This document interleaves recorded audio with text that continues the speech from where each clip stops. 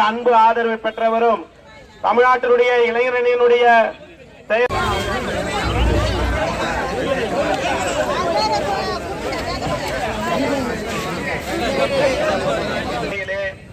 மற்றும் கூட்டணி கட்சியை சார்ந்த நிர்வாகிகளே, குறிப்பாக இந்த பகுதியில் தேர்தல் பணியாற்றிக் கொண்டு இருக்கின்ற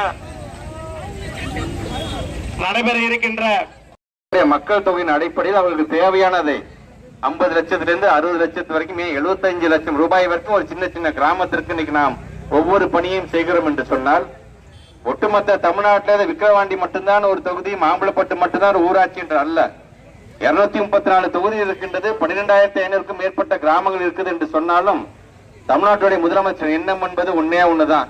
ஏதோ ஒரு மாவட்டம் ஒரு தொகுதி மட்டும் வளர்ச்சி அடைஞ்சா பத்தாது, அனைத்து தொகுதிகளும் அனைத்து கிராமங்களும் வளர்ச்சி அடைய வேண்டும் என்பதற்காகத்தான் எந்த ஒரு பாகுபாடும் இல்லாமல் எல்லோருக்கும் எல்லாம் எல்லோருக்கும் எல்லாம் முதலமைச்சர் சொல்றாங்கன்னா அதனுடைய அர்த்தம் என்று பார்த்தால் எல்லா சாதியினரும் சமந்தான், எல்லா மக்களும் மக்கள் தான். உனக்கு சிவப்படதான் ரத்தம் ஓடுது, எனக்கு சிவப்படதான் ரத்தம் ஓடுது, நம்மளை யாரும் பிரிச்சு பார்க்க கூடாது என்கின்ற வகையிலே தான் அது திட்டங்களாக இருந்தாலும் சரி ஒவ்வொன்றையும் பார்த்து பார்த்து செய்யக்கூடிய முதலமைச்சரை நாம் பெற்றிருக்கின்றோம். இப்படி தொடர்ந்து இந்த திட்டங்கள்லாம் நடைபெற்றுக் கொண்டிருக்கின்றன. நீங்க நம்முடைய அண்ணன் புகழேந்தி அண்ணனுக்கு அவரை நம்பி நீங்க ஓட்டு போட்டதுக்கு அவர் இதெல்லாம் செஞ்சாரு. ஆனால் திடீரென்று ஒரு 2-3 மாதங்களுக்கு முன்பாக உடல்நலவு குறைவாக உடனடியாக நம்மளை விட்டு பிரிந்து செல்கின்ற மறைந்து செல்கின்ற ஒரு நிலைமைக்கு அது ஆளாகிவிட்டது. இன்னைக்கு அவருடைய குடும்பத்திற்கு நாம் ஆழ்ந்த இரங்கலை நாம் தெரிவித்துக் கொள்கின்றோம். அவருடைய மனைவி அவருடைய பிள்ளைகளுக்கு நாம் ஆழ்ந்த இரங்கலை தெரிவித்துக் கொள்கின்றோம்.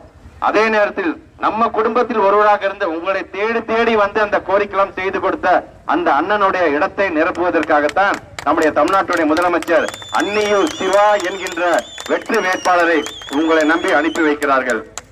முதலமைச்சர் இருக்கின்ற, அதுவும் குறிப்பாக விக்கிரவாண்டியின் மீது இருக்கின்ற ஒரு பாசம், தனி அக்கறை, அன்பு என்று சொன்னால் உங்களை நம்பி நாங்கள் யாரை வேட்பாளராக நிறுத்தினாலும் அவர்கள் நீங்கள் வெற்றி பெற வைத்து சட்டமன்றத்துக்கு அனுப்பி வைக்கிறீர்கள். அந்த நன்றி கடன் எங்களுக்கு என்றைக்குமே உண்டு. அதனால்தான் உங்களுக்கான திட்டங்கள் உங்களுக்கே தெரியும். உங்களுடைய ஆதரவோடு தான் நாங்கள் வெற்றி பெற்றிருக்கோம். இன்னைக்கு அண்ணன் லட்சுமணன் எம்எல்ஏவா இருக்கிற, நான் அமைச்சரா இருக்கிறேன், ஒன்றிய பெருந்தலைவர் அக்கா கலைச்செல்வி இருக்கிறாங்கன்னா இந்த பொறுப்பை எங்களுக்கு தந்தது யார்? இங்க எஜமானர்களா இருக்கிற நீங்கள் தான். அந்த எஜமானர்களுக்கு சேவை செய்யக்கூடிய சேவகர்கள் தான் நாங்கள். அதனால்தான் முதலமைச்சரை பொறுத்த வரைக்கும் அவர் முதலமைச்சராக உங்களுடைய ஆதரவோடு வெற்றி பெற்றோன்னு கோட்டைக்கு போறோம்னு போட்ட முதல் கையெழுத்து எங்களுடைய பெண்கள் எல்லாம் கட்டணம் இல்லாமல் பேருந்திலே பயணம் செய்ய வேண்டும் என்கிற திட்டத்துக்கு தான் அவர் போட்ட முதல் கையெழுத்து. அதே மாதிரி நம்முடைய பெண்களுக்கு தேவையான மகளிர் உரிமை தொகை இன்னைக்கு மாதம் 15ஆம் தேதி என்று சொன்னால் 1000 ரூபாய் வழங்குறோம். இன்னும் விண்ணப்பிச்சு எங்களுக்கு கிடைக்காமலே இருக்கு, எங்களுக்கு என்ன நீங்க பதில் சொல்ல போறீங்க அப்படின்னு கேட்கிற பெண்களுக்கு சேர்த்தே சொல்றேன். தேர்தல் முடிஞ்ச கையோடு யார் யாருக்கும் வழங்கப்படவில்லையோ அவர்களுக்கும் அது சேர்த்து வழங்கப்படும் என்று முதலமைச்சருடைய அந்த ஆணை. இதை சொல்வதற்கு காரணம் நம்முடைய தமிழ்நாட்டு முதலமைச்சர் என்னென்ன சொல்றாரு ஒவ்வொன்றையும் நீங்க செஞ்சுக்கிட்டு, எவ்வளவு நிதி நெருக்கடி இருக்கட்டும் பரவாயில்லை, ஆனா நம்முடைய மக்களுக்கு நம்ம என்ன வாக்குறுதி கொடுத்தோமோ அதை நம்ம செஞ்சு கொடுத்தாதான் அடுத்த முறை அவங்க நம்ம போய் பார்க்கும் பொழுது நம்பிக்கையோட தைரியமா அவங்களை பார்த்து நாம் பேச முடியும். அதனாலதான் இன்றைக்கு உங்களுடைய பகுதியை சார்ந்து நாங்க இந்த வாக்கு சேர்க்க வரும் பொழுது இங்க ரோடு போடுறோம், தண்ணி கொடுக்கிறோம், மகளிர் உரிமை தரோம், கட்டணம் பேருந்து பயணம் செய்வதற்கு திட்டம் கொண்டு வரோம். பிள்ளைகள் பசியோட போகக்கூடாது பள்ளிக்கூடத்துக்கு என்பதற்காக 1ஆம் வகுப்பிலிருந்து 5ஆம் வகுப்பு வரை படிக்கிற பிள்ளைகளுக்கு காலை சிற்றுண்டியை நம்முடைய முதலமைச்சர் தருகிறார்.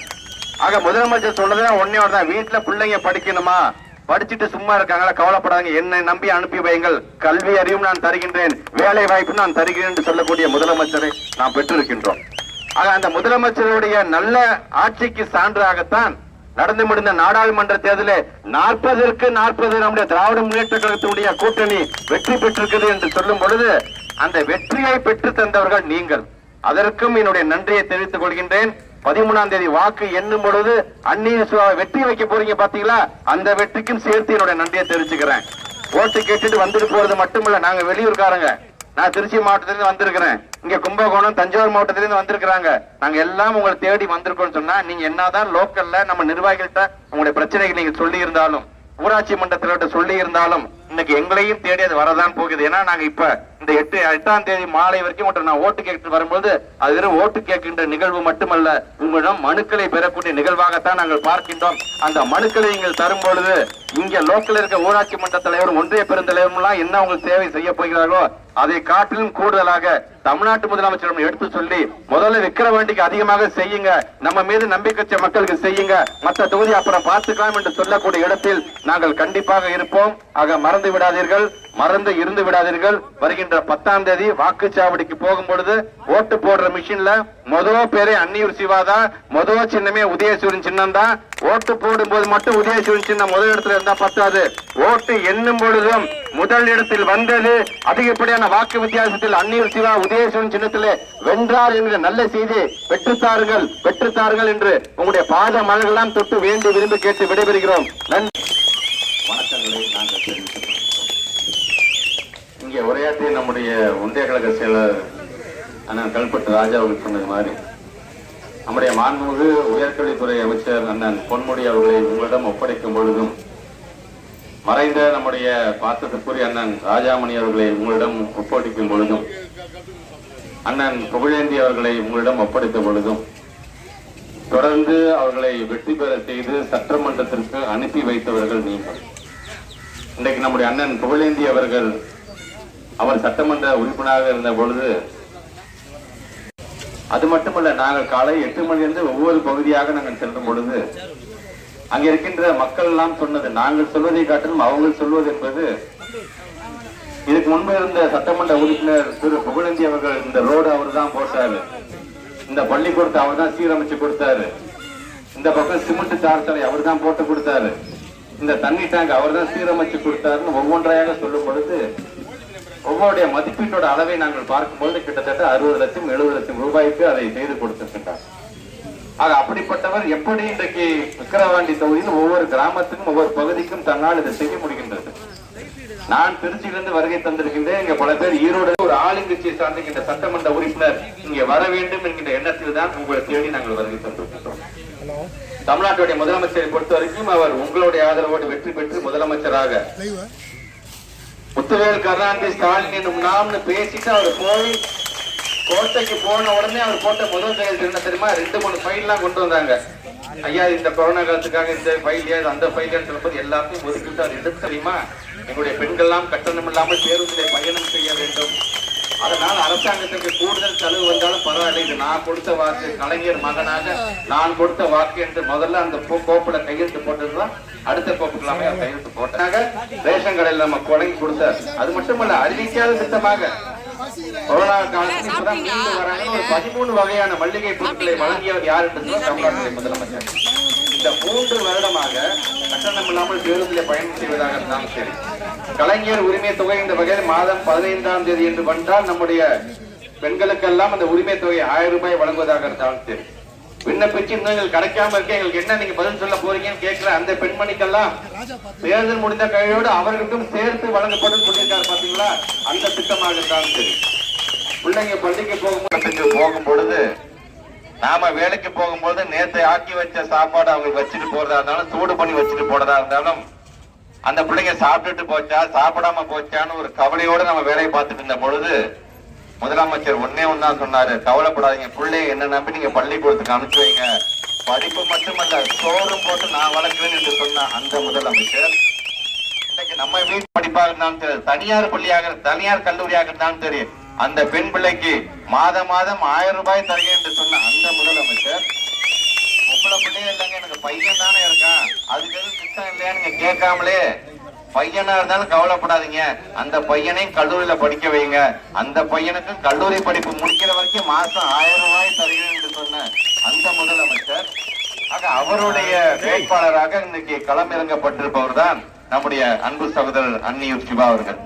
நீங்க 10ஆம் தேதி வாக்குச்சாவடிக்கு போகும்போது காலம்பரை வெள்ளன சீக்கிரம் போயிடுங்க. நீங்க வெயிலா இருக்கு, பொறுமையா போலாம், வீட்டுல உட்காந்து சீரியல் பார்த்துட்டு இருக்கக்கூடாது. இந்த தேர்தல் என்பது உங்களுக்கான தேர்தல். இந்த தேர்தல் என்பது நீங்க யாரை தேர்ந்தெடுத்தா நமக்கெல்லாம் வேலையை செஞ்சு தருவாங்க முடிவு செய்யக்கூடிய ஒரு தேர்தல். ஆக அந்த வகையிலே நீங்கள் உடனடியாக நீங்க வாக்குச்சாவடிக்கு 10ஆம் தேதி போகும்போது பண்ணி கஷ்டப்பட்டு தேடலாம் வேண்டாம். முதல் பெட்டியில முதல் பேரு அன்னியூர் சிவா உதயசூரியன் சின்னம் இருக்கும், அவ்வளவுதான். அதை நீங்க அடுத்து நீங்க சொன்னீங்கன்னா, இன்றைக்கு தமிழ்நாட்டு முதலமைச்சர் நடந்து முடிந்த சட்டமன்ற கூட்டத்தொடர் இன்னைக்கு பல்வேறு திட்டங்களை இன்னைக்கு அறிவித்து வச்சிருக்காரு. ஒவ்வொன்றையும் படிப்படியாக நிறைவேற்றுவது. அது மட்டுமல்ல, இப்ப இன்னைக்கு மாம்பழப்பட்டில வந்து நான் பேசிட்டு இருக்கிறேன் அப்படின்னு சொல்லும் பொழுது இன்னமும் உங்களுக்கான தேவைகள் கண்டிப்பாக இருக்குதான் செய்யலாம். எல்லாத்தையுமே நாங்க பூர்த்தி செஞ்சுட்டோம், நான் உங்களை ஏமாத்த விரும்பவில்லை. இன்னமும் எனக்கு இந்த பிரச்சனை கலைச்செல்வியாக இருந்தாலும் மன்னன் ராஜா அவர்கள் எடுத்து சொல்லும் பொழுது இதையெல்லாம் குறிப்பு எடுத்துக்கொண்டு முதலமைச்சர் கிட்ட சொன்னதே அதேதான். மாம்பழப்பட்டுக்கு போனீங்கன்னா அங்க என்ன சொல்றாங்க அதை குறிப்பு எடுத்துட்டு வா, அது வரும்போது தேர்தல் முடிந்த கையோட ஒவ்வொன்றையும் நாம் படிப்படியாக செய்து தருவதுதான் நாம் அவர்களுக்கு காட்டுகின்ற நன்றி கடன் என்று சொல்லி இருக்கிறார்கள். ஆக அதை உணர்ந்து நம்முடைய வாக்காளர் பெருமக்கள், நீங்க நம்முடைய ராஜான்னு சொன்ன மாதிரிதான், நீங்க எல்லாம் புத்திசாலி, நேரம் எல்லாம் முடிவு பண்ணிருப்பீங்க எது ஆளுங்கட்சி எது எதிர்கட்சி, எந்த கட்சிக்கு போட்டா தொடர்ந்து நம்ம திட்டங்கள்லாம் கிடைக்கும் உங்களுக்கு தெரியும் எல்லாம். இருந்தாலும் உங்களை தேடி உங்களை நாடி நாங்க வந்து ஓட்டு கேட்கும் போதுதான் இங்க இருக்கின்ற வெளியூர்ல இருந்து இப்ப நாங்க வேலை செய்ய வந்திருக்கோம்னா எங்களுக்கு சில செய்திகள் வரும். இன்னும் இந்த பிரச்சனை எல்லாம் இருக்குங்க, இன்னும் தீர்க்கப்படாம இருக்குங்க, இதெல்லாம் செஞ்சு கொடுங்க அப்படிங்கும் பொழுது இதை உடனடியாக செய்து தரக்கூடிய அந்த மிகப்பெரிய பணியில் எங்களை நாங்கள் முழுமையாக ஈடுபடுத்திக் கொள்வோம். இன்றைக்கு உருவாக்கி கொடுத்திருக்கின்றோம். அது மட்டுமல்ல, இன்னும் 18 மாதத்தில் 75,000 பேர்களுக்கு அரசு வேலையை நாங்கள் வழங்குவோம் என்று முதலமைச்சர் சொல்லியிருக்காரு. முதலமைச்சரை பத்தி தெரியும், அது முத்தமிழர் கலைஞருடைய தவ புதல்வர் அவர் என்ன சொல்றாரோ அதை செய்யக்கூடிய முதலமைச்சர் இன்னைக்கு நாம் பெற்றிருக்கின்றோம். அதனால் ஆளுங்கட்சியாக இருந்து நாங்க இன்னைக்கு உங்களை ஓட்டு கேட்க வரோம்னா நாங்க எதிர்கட்சி எவ்வளவு மத்த கட்சியில நாங்க திட்டி உங்கள்கிட்ட ஓட்டு கேட்கணும் அவசியம் இல்ல. நாங்க என்ன சாதனை செஞ்சிருக்கோமோ அந்த சாதனையை சொல்லிதான் உங்ககிட்ட நாங்க ஓட்டு கேட்கிறோம். ஆக அந்த நம்பிக்கை இந்த கூட்டத்தில் நான் வாக்கு சேகரிக்க வந்தேன் சொன்னா உங்களை நம்பி நாங்க வரோம், எங்களை நம்பி நீங்க வரீங்க. அதற்கான நம்பிக்கைக்கான ஒரு கருத்து பரிமாற்றமாக இருக்கிற கூட்டம் தான் இந்த கூட்டம். உங்களுக்கு உழைப்பதற்காக நம்முடைய மாண்புமிகு தமிழ்நாட்டுடைய முதலமைச்சர் மு.க. ஸ்டாலின் அவர்கள் காத்துக் கொண்டிருக்கின்றார். ஆக அவருடைய கரத்தை வலுப்படுத்துகின்ற விதமாக அண்ணன் புகழேந்தி அவர்கள் நம்மை விட்டு மறைந்தார் என்று சொன்னாலும் அவர் விட்டு சென்ற பணியை தொடர்ந்து செய்வதற்கு நம்முடைய அன்பு சகோதரர் அன்னியூர் சிவாவிற்கு நீங்கள் எல்லாம் மறந்து விடாதீர்கள், மறந்து இருந்து விடாதீர்கள். நமது வகையிலே நீங்கள்லாம் ஓட்டு போடும் போது மட்டும் அன்னியூர் சிவா பேர் முதல்ல இருக்காது. 13ஆம் தேதி ஓட்டு எண்ணும் போது அன்னியூர் சிவா முதலிடத்தில் வந்தார், அதிகப்படியான வாக்கு வித்தியாசத்தில் உதயசூழல் வென்றார் என்கிற நல்ல செய்தியை நீங்கள் ஒவ்வொருவரும் பெற்றுத்தர வேண்டும் என்று உங்களுடைய பாத மலர்களாம் தொட்டு வேண்டி விரும்பி கேட்டு உங்களை விட்டு நாங்கள் விடைபெறுகிறோம். நன்றி நன்றி நன்றி.